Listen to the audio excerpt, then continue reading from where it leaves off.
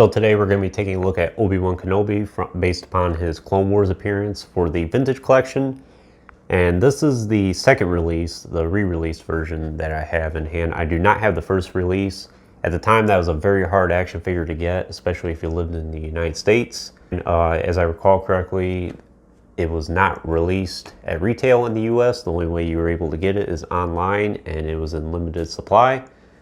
But for whatever reason, the action figures made it to retail in most other countries like Canada and a lot of the European countries and Australia. So unfortunately, a lot of Americans missed out on that at the time. But fortunately, now we got the re-release in hand. And it's a pretty good re-release, I think. From my understanding, there's really not much of a difference between this one and the first release, other than the face printing tech. And I'll show you more of that in a little bit, but we'll take a look at the package first.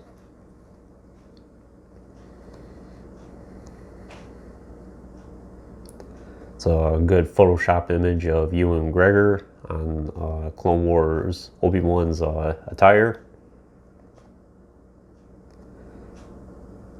Hasbro at this time was very strict about keeping the animated action figures realistic.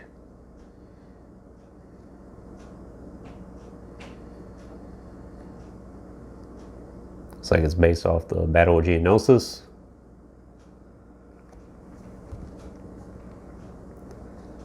This is VC 103. And if I recall correctly, this is the third Clone Wars action figure that was released at the time. This one, I believe it was in the same wave as the Ahsoka, and then Anakin came a couple months sooner. And this is one of the final action figures that was released during the first run of the Vintage Collection before 2012. At the time, it went up to VC 115. And all these action figures will get reviewed eventually. I just reviewed Anakin. I'll get them all, and Wicket and Luke. I do not have K2SO. I'm not sure if I'll ever get him. Not really interested. And the Power Droid and Commander Wolf I'll do as well.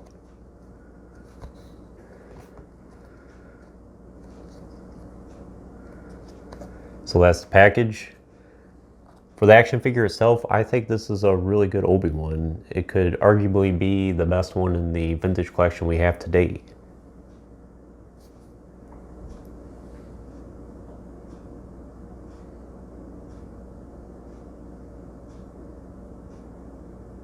And I think they did a great job on this action figure as far as translating his animated look into a more realistic look. It doesn't look quite like Ewan McGregor. It looks somewhat, you can tell that it's based on his anime appearance in a realistic style. And I like that Hasbro did that.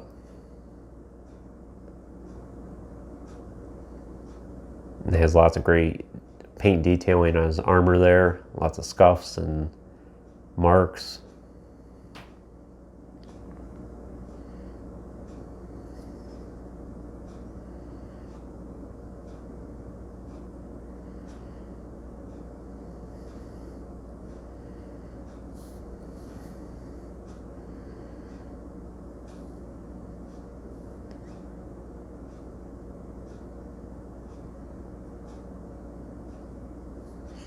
In terms of the articulation, he has a pretty good ball joint at the neck there. He does have a hinged shoulder. You might have to be careful with his shoulder armor there. Make sure it doesn't wear on his torso there. It's one of those ones where you kind of have to force it a little bit in order to bend that.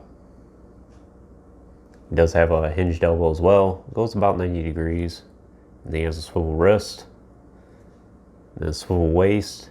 He has swivel hips, it looks to be. Then he has hinged knees and hinged ankles. In terms of accessories, he has his signature lightsaber. I think this is actually one of the best Obi-Wan lightsabers we've ever got. It's a very deep blue, almost like you're looking into the ocean.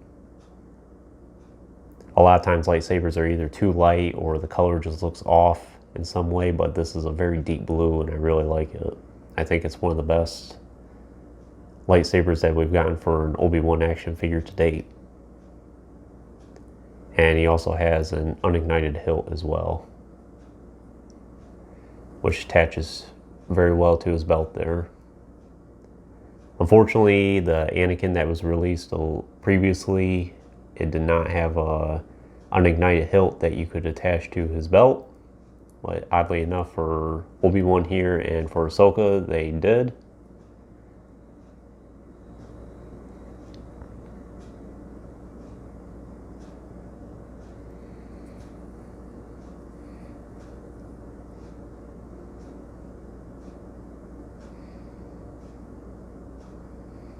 It has a soft good skirt here with the plastic loincloth.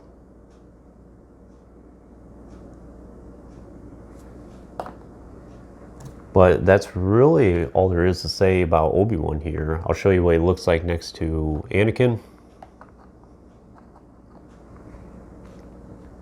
They look very good together. Glad that both of these got re-released, especially Obi-Wan's, since for many years he was an extremely expensive action figure and very hard to find.